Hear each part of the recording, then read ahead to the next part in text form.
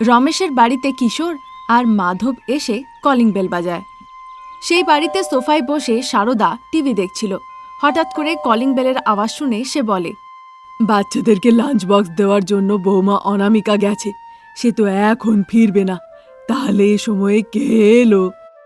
এরকমটা সে ভাবছিলই, ততক্ষণে কিশোর আবার আরেকবার কলিং বেল বাজায়। এবার আমি বুঝেছি এই সময় কে আসতে পারে। এই সেলসের লোকেদের না খেয়ে দিয়ে মোটেও কাজ নেই, যখন তখন লোকেদের বাড়িতে যায় আর কলিং বেল বাজায়। দাঁড়াও, আজ আমি এদেরকে সঠিক শিক্ষা দিয়েই ছাড়ব। এরকমটা ভেবে এসে টিভি অফ করে দিয়ে তারপর দরজার কাছে আসে। দরজা খুলে দেখে সেখানে কিশোর আর মাধব দাঁড়িয়ে আছে। তারা দুজনেও সারদাকে দেখে। নমস্কার ম্যাডাম। 100 বার নমস্কার করলে আমি নমস্কার করছি না। যদি আচার বাচার বিক্রি করতে এসছো তো শুনে রাখো, আমার এসব কিছুই চাই না। তেমনটা নয় ম্যাডাম, আমাকে পুরো কথাটা বলতে দাও। ফ্ল্যাট বিক্রি করতে এসেছো তো? আমরা ফ্ল্যাট কিনতে মোটেও ইন্টারেস্টেড নই। ম্যাডাম, একবার আমাদেরকে বলতে দিন, তারপর আপনার যা ইচ্ছে তাই বলবেন। আমি তোমাদেরকে ভালো করে চিনি, তোমাদের মুখ দেখে আমি বলে দেবো তোমরা কারা, কোথা থেকে এসছো, কি জন্যে এসেছো। তাহলে তো আমাদের নিজেদের পরিচয় দেওয়ারও প্রয়োজন নেই। ঠিক বলেছ, তোমাদের মুখ দেখে আমি বলে দিতে পারি যে তোমরা বাড়ি বাড়ি গিয়ে পাঁপড় বিক্রি করো। আমাদের কিন্তু পাঁপড়ের প্রয়োজন নেই। এভাবে বলাতে কিশোর আর মাধব দুজনই একে অপরের মুখের দিকে অবাক হয়ে চেয়ে থাকে। ওদিকে অনামিকা একটা লাঞ্চ বক্সের ব্যাগ নিয়ে স্কুল পরিসরের ভেতরেই একটা গাছের নিচে বসে থাকে। ঠিক সেই সময় স্কুলে লাঞ্চের ঘন্টি পড়ে। সব বাচ্চারা আনন্দে স্কুলের ভেতর থেকে বাইরে বেরিয়ে আসে। অনামিকা বাচ্চাদেরকে দেখার জন্য খুবই উৎসাহিত ছিল। ঠিক সেই সময় হরিশ আর ভাবনা হাসতে হাসতে অনামিকার কাছে আসে। মা, আজকে খাবারে তুমি কি তরকারি আমাদের জন্য নিয়ে এসেছো? কি তরকারি আমি বলবো? না না মা, প্রত্যেক দিন তো বোন সব সঠিক সঠিক বলে, আজ আমি বলতে চাই মা। বোন তোমার থেকে ছোট না, তাই বোনকে তোমাকে সুযোগ দেওয়া উচিত, তারপর তুমি বলো। তার মানে পুরো বাড়িতে আমি বস, এই কথাটা তুই বুঝতে পারলি কি না দাদা? আচ্ছা আচ্ছা, অনেক হলো, এবার তুই বল, মা আজকে কি তরকারি নিয়ে এসছে? তোমরা দুজনে যদি এভাবেই ঝগড়া করতে থাকো তাহলে লাঞ্চ ব্রেক শেষ হয়ে যাবে, আর খালি পেটেই তখন ক্লাসে ফিরে যেতে হবে। তারপর বাড়ি ফেরা মাত্রই আমাদেরকে খেতে দাও বললে আমি কিন্তু দিতে পারবো না, তারপর তোমাদের ইচ্ছে। এভাবে বলে সে লাঞ্চ বক্সটা খোলে। তারপর যেই দেখে পালক শাকের তরকারি, হরিশ আর ভাবনা খুব আনন্দিত হয়ে খেতে শুরু করে। ওদিকে বাড়িতে সারদা কিশোর আর মাধবের সাথে কথা বলছিল। বাড়িতে আমার বৌমা আছে, তার নাম অনামিকা। সে নিজের হাতে এত সুস্বাদু পাঁপড় বানায় যে কি বলবো, খেতেই থেকে যাবে। ম্যাডাম, আমরা আপনার ছেলে রমেশের সাথে কাজ করি। এভাবে বলাতে সারদা একটু লজ্জিত বোধ করে, তারপর বলে, আরে বাবা, তোমরা কিছু মনে করো না। আসলে যারাই আমার ছেলের সাথে কাজ করে আমি ভাবি তারাও আমার ছেলের মতন হ্যান্ডসাম হবে, তাই আমি বুঝতে পারিনি। একদম আমি সত্যি বলছি, তোমাদেরকে দেখে না মনে হয় যে তোমরা বাড়ি বাড়িতে গিয়ে পাঁপড়, আচার, ফ্ল্যাট বিক্রি করো। ম্যাডাম, সে যা আপনার ভাবার ভাবতে পারেন, এখন ভেতরে গিয়ে চলুন কথা বলি। এভাবে বলাতে সে তাদেরকে ভেতরে নিয়ে যায়। সারদা একটু ভয়ভীত ছিল। তারপর মাধব আর কিশোর গিয়ে সোফায় বসে। বাবা, তোমরা এখানে বসো, আমি চা নিয়ে আসছি। না না ম্যাডাম, আপনি রান্নাঘরে গেলে কি নিয়ে আসবেন সেটা আমি জানি, তাই আমরা যা বলতে এসছি সেটা বলে আমরা এখান থেকে চলে যাব। তোমরা কি করে জানলে রান্নাঘরে আমি লঙ্কা পাউডার নিতে যাব? তোমরা ম্যাজিক জানো নাকি? তা না হলে এমন কোনো জাদু আছে যা দিয়ে মনের কথা বুঝতে পারো? না না ম্যাডাম, এর আগেও আপনি আমার সাথে এরকম একটা কাণ্ড ঘটিয়েছিলেন, সেটা আমি ভুলতে পারবো না। ওহো, তার মানে এর আগেও তুমি আমার বাড়িতে এসেছো? তাহলে একটু শুনি যে তুমি আবার কেন এসেছো। রমেশের বিবাহবার্ষিকী আর ভ্যালেন্টাইন্স ডে দুটোই উপলক্ষ একদিনেই, তাই না? তাহলে কি বলতে চাও, আমি গিয়ে রঙ্গিলা ডান্স করব? অফিসের সবাইকে বসিয়ে পেট পুড়ে খাবার খাওয়াবো।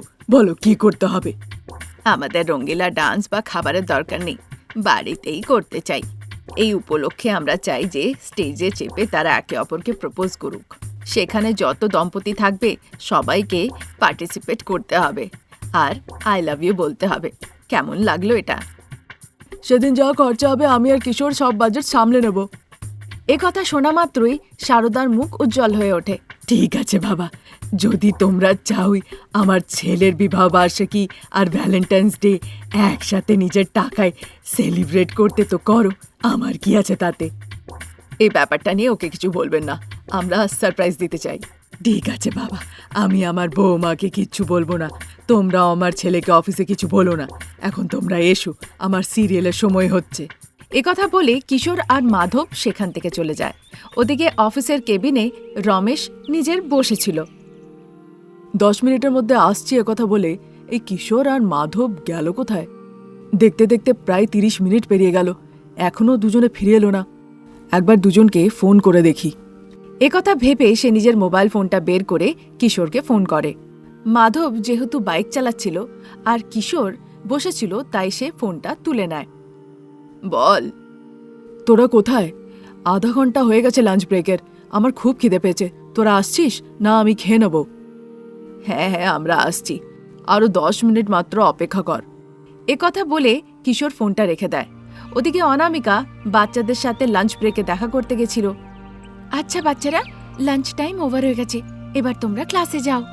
বিকেলবেলাতে আমি নয় ঠাকুমা নয় দাদু নয় বাবা কেউ আসবে তোমাদেরকে নেওয়ার জন্য। তোমরা একা একা বেরিও না, কিন্তু এখানেই বসে থাকবে। যদি কেউ তোমাদেরকে ডাকে বা বলে তোমাদেরকে সে চকলেট দেবে, তোমরা কিন্তু খাবে না, বুঝেছো তো? কেন মা, এসব রোজ রোজ কেন বলো? এসব দিনকাল একদম ভালো নয়, বাচ্চাদেরকে কিডন্যাপ করা হচ্ছে।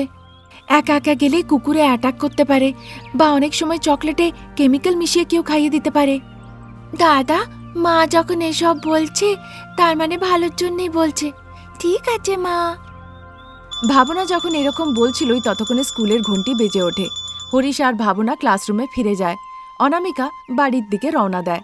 ওদিকে অফিসে কিশোর, মাধব এবং রমেশ তিনজনে গল্পগুজব করতে করতে খাবার খায়। এভাবেই দিন কাটছিল। তারপর একদিন অনামিকা আর রমেশের বিবাহ বার্ষিকীর দিন আসে। সেদিন ভ্যালেন্টাইন্স ডেও ছিল। তখন প্রায় ঘড়িতে রাত্রি 12টা বাজে। রমেশ আর অনামিকা নিজেদের বেডরুমে ঘুমুচ্ছিল। ঘরের এন্ট্রান্সের কাছে বেরিয়ে শারদা ফোন লাগায়। বাবা কিশোর, মাধব, তোমরা চলে এসো। শারদার এভাবে বলাতে কিশোর আর মাধব রমেশ আর অনামিকার বিবাহবার্ষিকী সেলিব্রেট করার জন্য যা যা সরঞ্জাম করেছিল সব নিয়ে সেখানে হাজির হয়ে যায়। ঘরের হলটাকে তারা বেশ ভালো করে ডেকোরেট করে দেয়।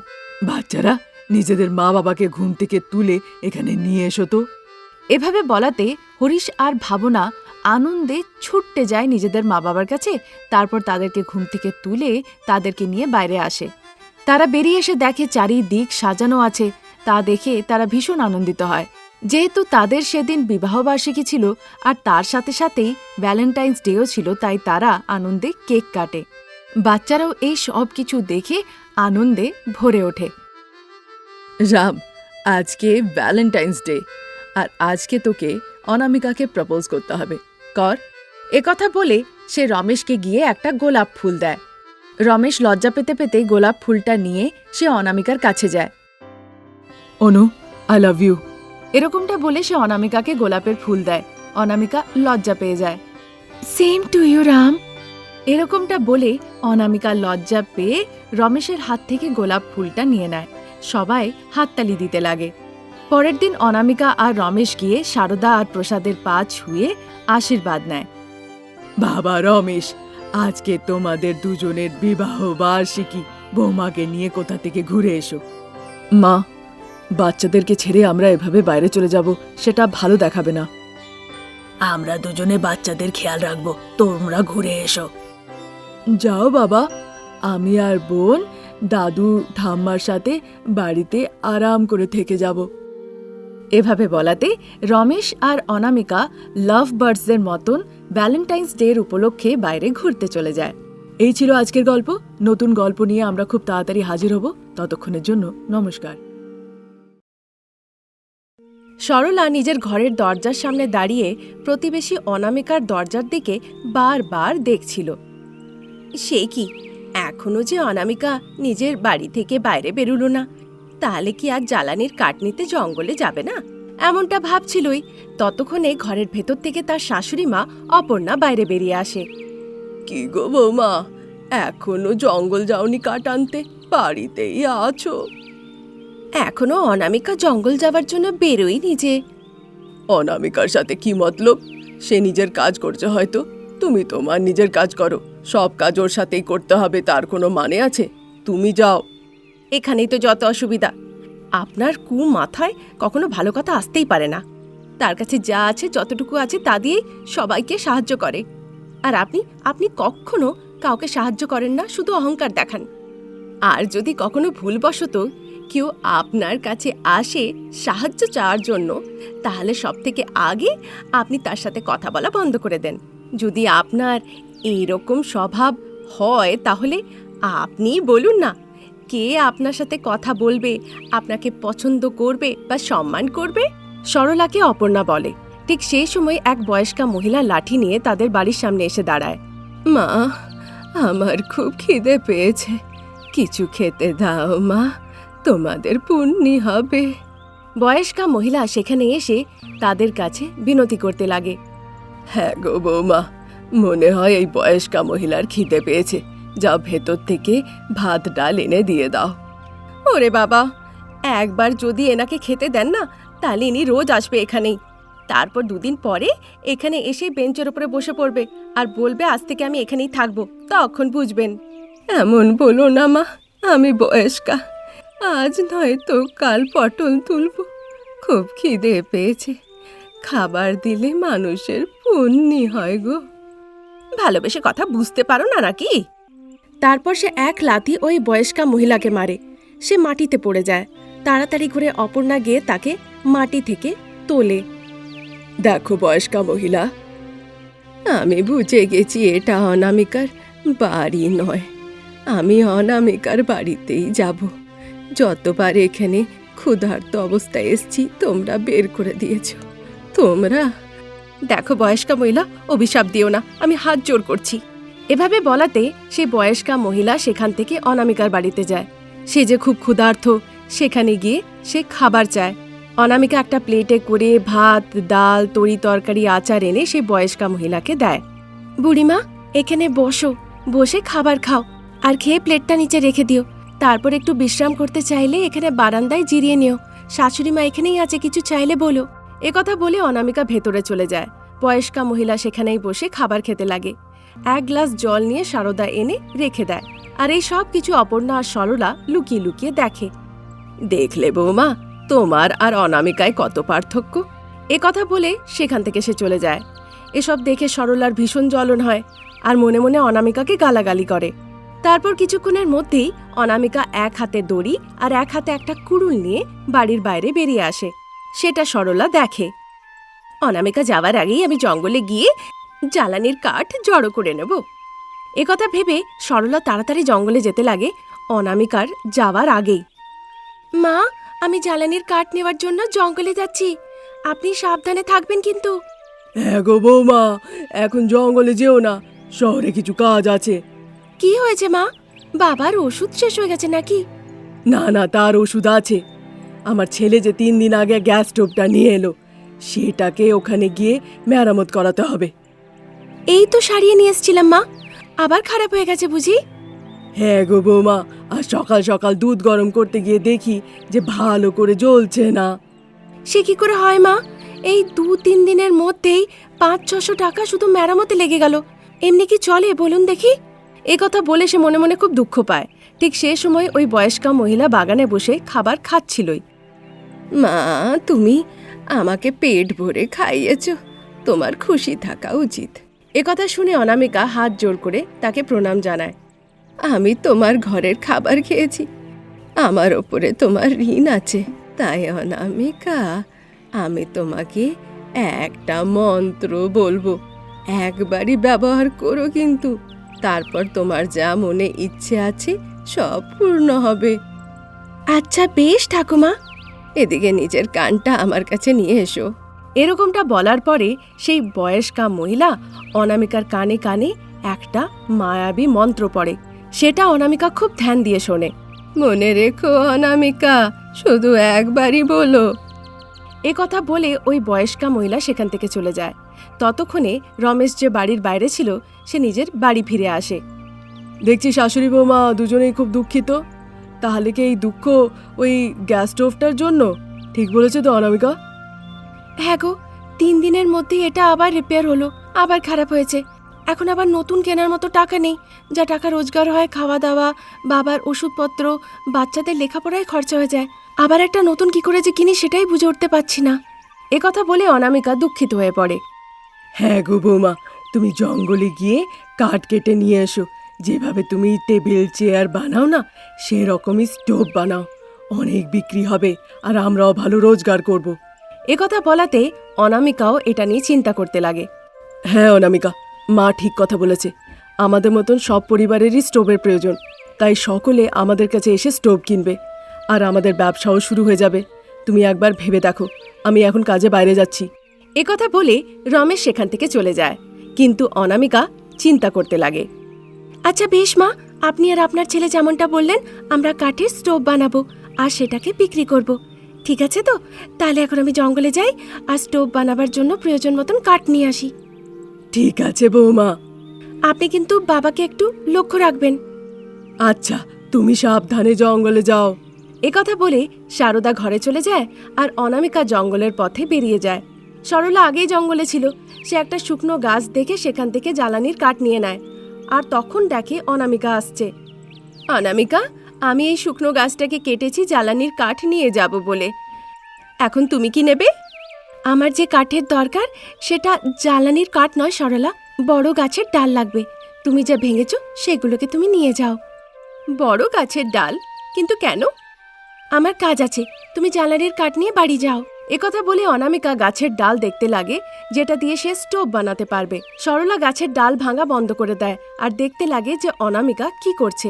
সে দেখে অনামিকা একটা বড় গাছের ডাল কাটছে। অনামিকা আজকে পাগল টাগল হলো নাকি? কিছুক্ষণ ভাবে, তারপর নিজেকে সামলে তারপর সে নিজের জ্বালানি কাঠ নিয়ে সেখান থেকে চলে যায়। কিছুক্ষণ পরে অনামিকা যে কাঠগুলো কেটেছিল সেগুলোকে নিয়ে বাড়ি ফিরে আসে। কিছুদিন ধরে সে রাত দিনের তোয়াক্কা না করে ভালো করে কাঠগুলোকে শুকোয়, তারপর সেই কাঠ দিয়ে কাঠের স্টোভ বানায়। যখন পরিবারের লোকেরা কাঠের স্টোভের কথা নিয়ে চর্চা করে, সেই কথা সরলা শুনতে পায়। আচ্ছা অনামিকা, তাহলে এই পরিকল্পনা, এবার দেখো। এমনটা বলে সেখান থেকে সোজা সে জঙ্গলে যায়। তারপর কাঠ কেটে সেই কাঠ মাথায় নিয়ে সরলা বাড়ি আসে। রমেশ আর অনামিকা অতি কষ্টে যে কাঠের স্টোভ বানিয়েছিল তাতে তারা আগুন জ্বালায়। যেহেতু সেটা কাঠের স্টোভ ছিল তাই তার মধ্যেই আগুন ধরে যায়। তা দেখে অনামিকা খুব দুঃখিত হয়ে পড়ে। ঠিক সেই সময়ে সারদার মনে পড়ে সেই বয়স্কা মহিলা একবার তাকে কার্যসিদ্ধি হওয়ার একটা মন্ত্র বলেছিল। বৌমা, বয়স্কা মহিলা কার্যসিদ্ধির মন্ত্র বলেছিল, মনে আছে তোমার? মা, আমি ভেবেছিলাম ওই বয়স্কা মহিলা এমনি ঠাট্টা করে বলেছে, সেটা আমি মনে রাখিনি। পাগল মেয়ে, এরকম বলতে নেই। বয়স্ক লোকেরা ঠাট্টা করে কিছুই বলে না। মনে করো আর সেই মন্ত্রটা এবার পড়ো। সারদার এভাবে বলাতে অনামিকা ভাবে নিশ্চয়ই মা যখন বলছে ঠিকই বলছে। সে নিজের চোখ বন্ধ করে নেয়। তারপর সেই বয়স্কা মহিলার বলা কার্যসিদ্ধি মন্ত্রটা সে মনে করতে লাগে। যতগুলি আমি কাঠের স্টোভ বানিয়েছি সেগুলো পুড়ে না যায়, উনুনের মতন কাজ করে। এভাবে বলে তারপর সে মন্ত্র পড়ে। অনামিকা চোখ খুলে দেখে যতগুলো স্টোভ সেখানে রাখা আছে সেগুলো একদম চকচক করছে। অনামিকা স্টোভে আগুন জ্বালায়। আশেপাশে সব পুড়ে যায়, কিন্তু স্টোভ আর পড়ে না। দেখে অনামিকা, সারদা, রমেশ ভীষণ আনন্দিত হয়। এখন থেকে এটাই আমাদের ব্যবসা হবে মা, মায়াবী কাঠের স্টোভ। একথা বলে অনামিকা নিজের বানানো কাঠের স্টোভগুলোকে বিক্রি করতে লাগে। তা দেখে সরলা নিজের কাঠের স্টোভগুলোকে আরো কম দামে বিক্রি করতে লাগে। যারা সরলার কাছে কাঠের স্টোভ নিয়েছিল তাতে আগুন জ্বালাতেই স্টোভ শুদ্ধ পুড়ে যায়। তার সাথে সাথে তাদের মুখটাও কালো হয়ে যায়। সেই কালো মুখ নিয়ে তারা সোজা সরলার বাড়িতে যায়। তাদের কালো মুখ দেখে সরলা হাসতে লাগে। তাকে হাসতে দেখে মুখ কালো করে যারা মহিলারা এসেছিল তারা ভীষণ রেগে যায় আর সরলাকে বেধড়ম পেটায়। নিঃস্বার্থভাবে অনামিকা যে মায়াবী কাঠের স্টোভগুলো বানিয়েছিল সেগুলো এক এক করে সব বিক্রি হয়ে যায়, আর সেই টাকা দিয়ে অনামিকার পুরো পরিবার আনন্দে জীবন কাটাতে লাগে। এই ছিল আজকের গল্প। নতুন গল্প নিয়ে আবার তাড়াতাড়ি হাজির হব। ততক্ষণের জন্য নমস্কার।